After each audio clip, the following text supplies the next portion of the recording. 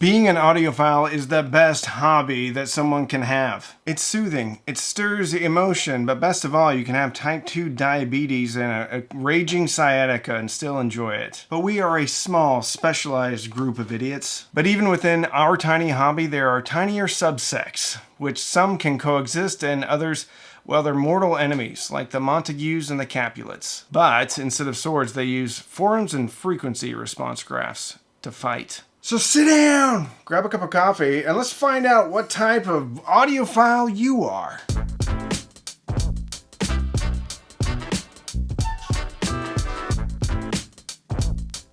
The cheap audio newbie. They spend more time watching hi-fi reviews than they do playing with their children. They love SMSL, Fozzy Audio, Duke Audio. Have at least 3 pairs of Mica RB42s and more 48-volt power supplies than spatulas. And after a year or two, realize that they've spent about $1,500 on cheap gear and they could have bought something good. However, they are hearing things in their music that they've never heard before and are solidly living in the hi-fi pink cloud. So they haven't become resentful or judgmental like the "I've been an audiophile for 40 years" crowd in the comments. You know who I'm talking about. And even though most Kleenex boxes will outlast the lifespan of their amplifiers, this is the beginning of their hi-fi journey. They're hearing things in their music they've never heard before, and they're rediscovering the joy of that old CD.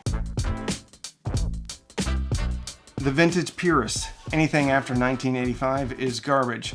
They wear their cell phone on their hip in a holster like some type of sci-fi, hi-fi adventurer. And they wear white sneakers. Their receivers have silver faces and wooden sides, and their turntables are duals. They only listen to JBLs or ADS speakers that are older than me. And they treat garage sales like archaeological digs and show up to Goodwill 3 minutes after they open to find out if some idiot dropped off some Marantz 2270. They've bought more capacitors than AAA batteries, and they have that 75-year-old grumpy tech that charges $300 just to look at it on speed dial. However, our older, grumpier, vintage hi-fi traveler knows what sounds good, and their stuff does sound good when it works. They're patient and they have a respect for the gear that most people don't have, even when they're yelling at kids to get off their lawn.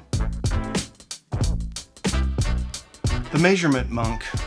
Science above all else. You're an idiot if you don't buy something based off of a graph. They own a UMIC Pro microphone, have downloaded REW, and they've created multiple spreadsheets with a column that says THD. All of their gear has a little Pink Panther golfing statue on it. And before anybody gets upset, I love all audiophiles, even if you're a measurement monk. But they spend at least 90 minutes a day yelling into an echo chamber on the internet about blind listening tests. They also took down that poster of Brooke Shields and replaced it with a spec sheet from a Klippel and an APX machine, so they can look at it. A blood vessel will also burst in their eye if you tell them that cables make a difference. However, they are super smart, they know what they want, and most of the time their systems sound awesome. Just don't expect to listen to music before you get a 45-minute lecture.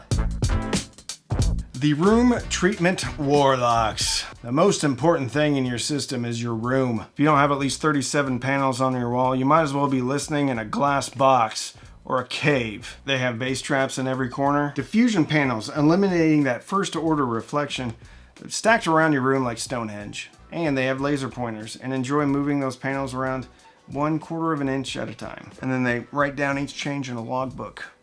Their room treatment logbook. The wife is angry, the pets are confused, and the kids actually enjoy it because it's like a labyrinth that they can navigate to get to the kitchen to get some Doritos. They may be crazy, they may not care about other members of their family, they may not care about how their room looks, but chances are their room actually does sound good. Room treatment is a thing, however much I want to deny that. And they're right. I probably need room treatment, but it's fun to make fun of them.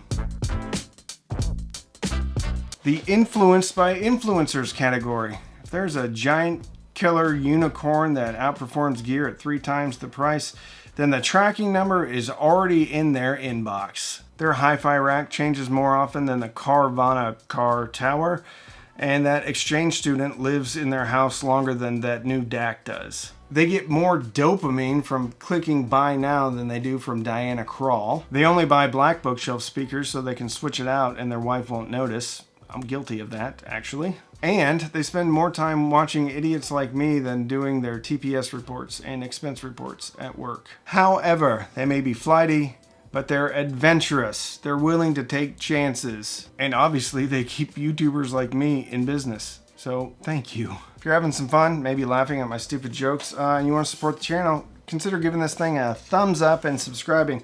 I also have some new merch. You can check out the link in the description.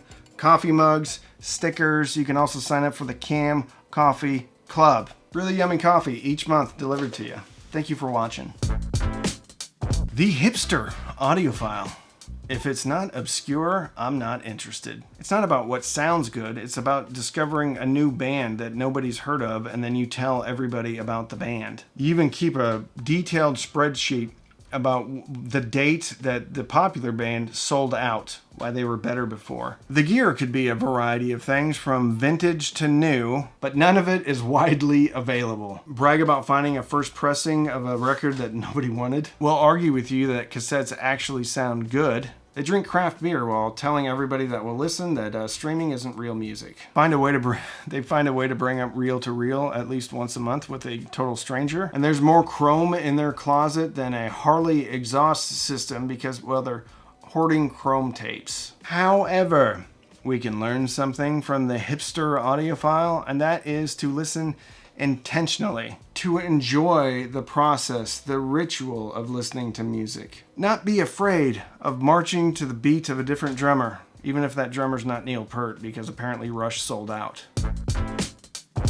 The DIY devotee. I see it all the time in the comments when I talk about something that I like.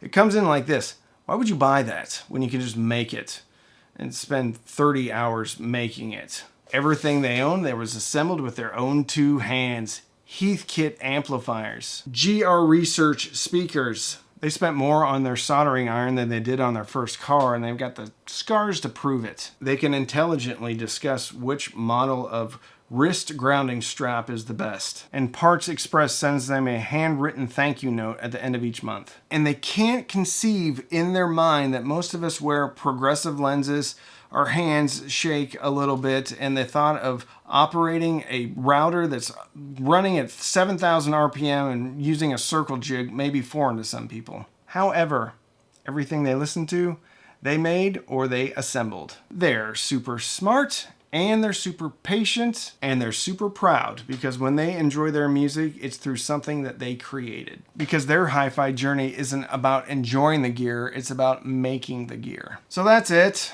What did I miss? What section of Audiophiles did I not talk about?